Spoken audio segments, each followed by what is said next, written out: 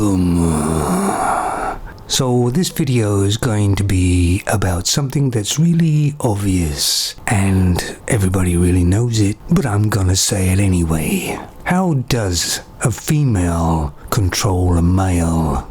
I mean, the male's usually stronger than they are, bigger than they are, more aggressive than they are. So how do they manage it? Well, shaming tactics is a lot used, but men are getting wise to that one now. But the main one they use all the time is, of course, sex. And this has been so from the beginning of time.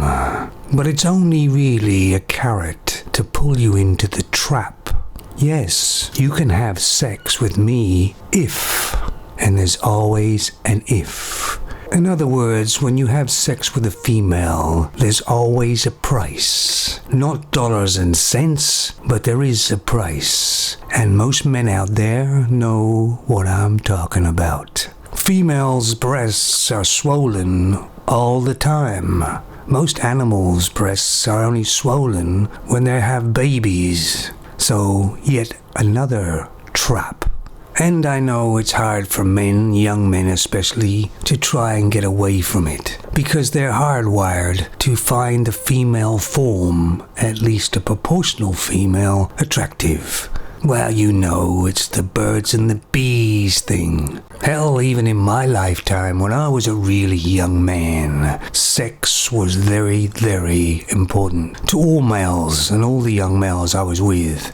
So what men have to do now is not put so much emphasis on sex, because it makes you weak to the female. Some of you older men maybe think back on sometimes that you're a very logical person until you introduce sex. And then you know you've done so many illogical things just to get sex.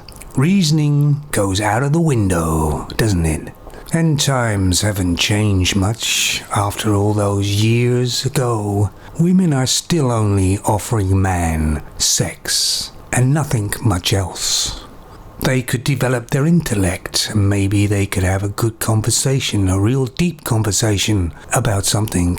But not many of them can do that, can they? No, women are still using their looks and sex as their only thing they have. And today's men want something more. Just sex from the female was okay when we were apes, but we've moved on now.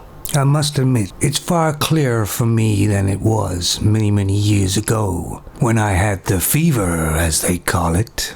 I also remember in my day where going with a prostitute was looked down upon, was frowned upon, because you just can't get a woman, that's why you have to go with a prostitute. And of course that was bandied around by females, because basically it was doing them out of a job.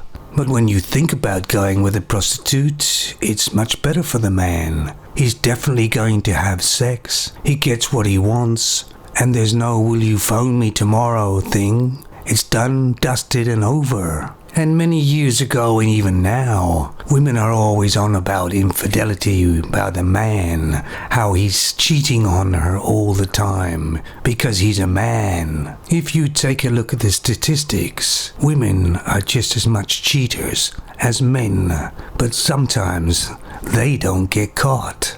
No, in modern man's world, women have not much value anymore, because they're still using the same old game plan. And instead of becoming sweet, they become irritating more than anything else. You see, for women, when a man has sex with them, they think they own part of that man now. In other words, in their mind, you owe them something.